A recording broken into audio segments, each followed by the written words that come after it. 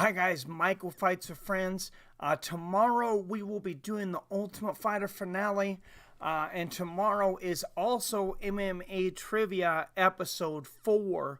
We're going to talk about what the subject of that will be here in just a minute.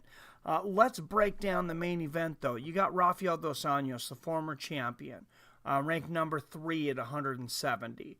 I think that's a little high right now. Kamaru Usman at number 5. I would imagine he should come in as the favorite in this one. I think he wins this. He should face the winner of Colby Covington versus Tyron Woodley, I would imagine. Let's take a look at the statistics, though, for these two. Dos Anjos doesn't have near as many finishes as you would think. We talk about Kamaru Usman not being able to finish fights. He actually has a higher finish rate than RDA. So knockdown average is just about 2-1 per 15 minutes. That's not a lot of knockdowns. These guys, neither one of them have super heavy hands, especially at 170 pounds. They do land a decent amount of significant strikes. RDA landing just above what he absorbs. Kamaru Usman's defense, though, has been absolutely amazing at 1.46. And he may not have fought the same competition. You fight Damian Maia is one of your fights when you don't have as many fights. I mean, that number's going to go down because that guy doesn't strike a whole lot. But that's still a very impressive number for absorbed per minute. You go to grappling.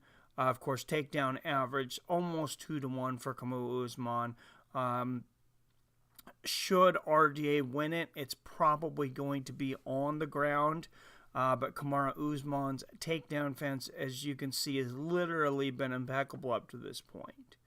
I see Kamaru Usman ground and pounding out a pretty easy decision here. I see him being faster than an aging Rafael Dos Anjos, who I don't think has looked the same for several fights. I see Kamaru Usman winning this one by unanimous decision and probably taking on the winner of Colby Covington versus Tyron Woodley. We got Pedro Munhoz versus Brian Caraway. This is an interesting matchup when you look at their records. Caraway 21-9, Pedro Munhoz 16-3. But let's break this down a little bit more. Both these guys have a lot of submissions. Brian Caraway, both these guys have had pretty good opposition, though. You go to the significant strikes. You got Pedro Munhoz outlanding Caraway by almost 2-1. Absorb per minute, though. Pedro Munhoz absorbs a ton of punches. Caraway not near as many. So that may balance itself out. That's going to be some weird MMA math. I'm not quite sure how the striking's going to look between these guys, but the grappling, Caraway has over twice as many takedowns as Pedro Munhoz. Neither one of their takedown accuracy is very good, though, for what they shoot. Takedown defense, both of them okay, decent submission average. I think Brian Caraway, though, I think he's got the better submission game. I think he's had the better opponents. I think he ends up getting a submission late in the third round. Because when you look down to average fight time, even though he's won 76% of his fights by submission, his average time in the cage has been 12 minutes and 20 seconds. That's a pretty long time in the cage. So I'm going to take Brian Caraway by third round submission, though. Let's look at Darren Stewart versus Edmund Shabazian. This is Edmund's debut. Darren Stewart, of course, he's been an absolute killer in the UFC, and since before then, 78% knockout rate. 7 minutes average fight time in the UFC. That's a damn good average fight time. Edmund making his debut at 6-0. He's got a 100% knockout ratio, but what do we know about him coming into this? He doesn't have any stats in the UFC yet. He hasn't, felt the pressure of those big lights. So it's hard to say how he's going to respond to that. Honestly, I take Darren Stewart by knockout.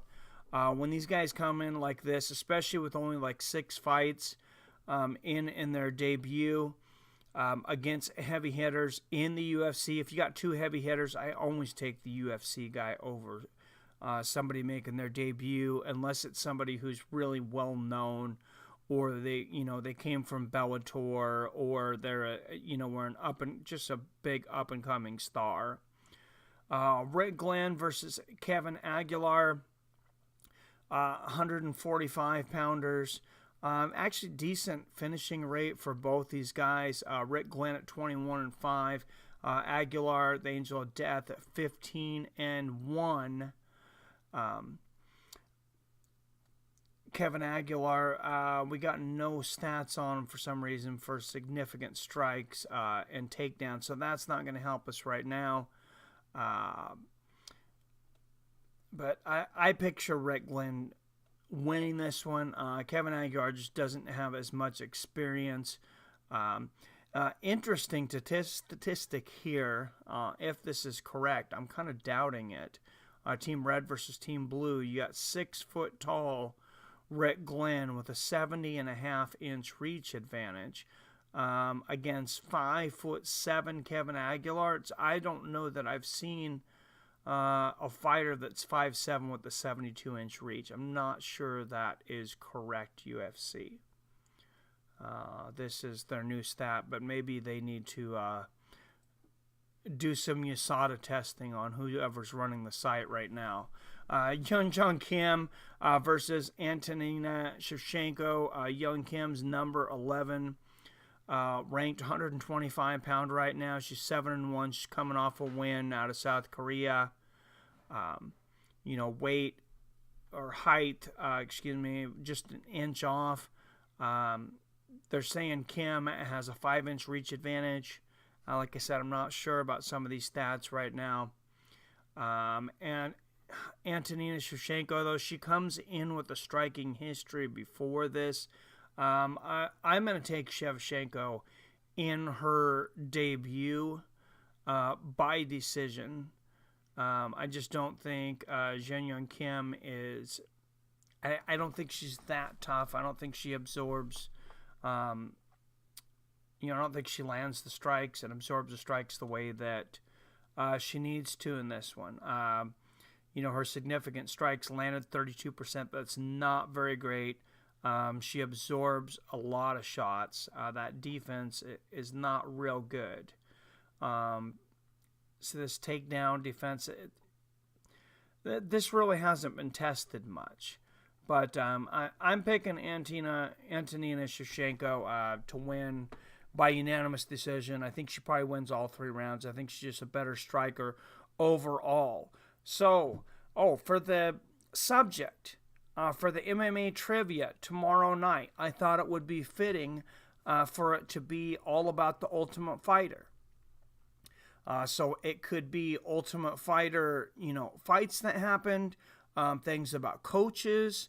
Remember the coaches used to fight at the end of the season, or things that happen in the house that didn't necessarily have anything to do with reflecting on the fight.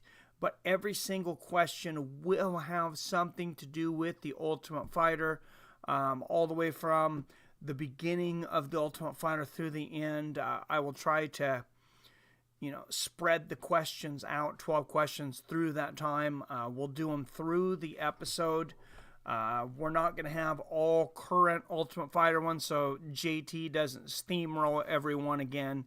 Let's do this at 5:30 p.m. Pacific tomorrow. Let's go live at 5:30 p.m. Pacific, 8:30 p.m. Eastern. Until then, I love you, I respect you, and I'll see your fine asses later.